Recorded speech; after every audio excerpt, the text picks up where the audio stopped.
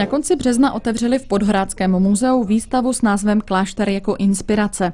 Všechny vystavené práce vytvořili žáci výtvarného oboru základní umělecké školy pod vedením Zuzany Randuchové v uplynulém roce. A pan školce, kdyby to nebylo tou samou barvou, co kdyby to bylo tady tou? No to by bylo hezký, tou tmavší barvou, ty ozdoby, ale to až úplně nakonec.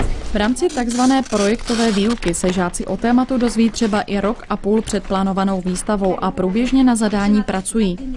Učí se tak nové výtvarné techniky a v tomto případě i o architektuře a zasloupených slozích.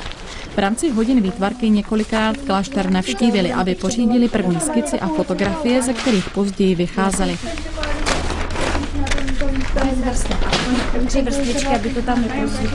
Do vytváření děl na výstavu se zapojilo téměř 90 žáků ze všech výtvarných skupin ve věku od 8 do 18 let. Všechna tato díla by se samozřejmě na výstavu nevyšla a tak Zuzana Randuchová vybrala nejlepší práce a pracovnice muzea dali výstavě konečnou tvář.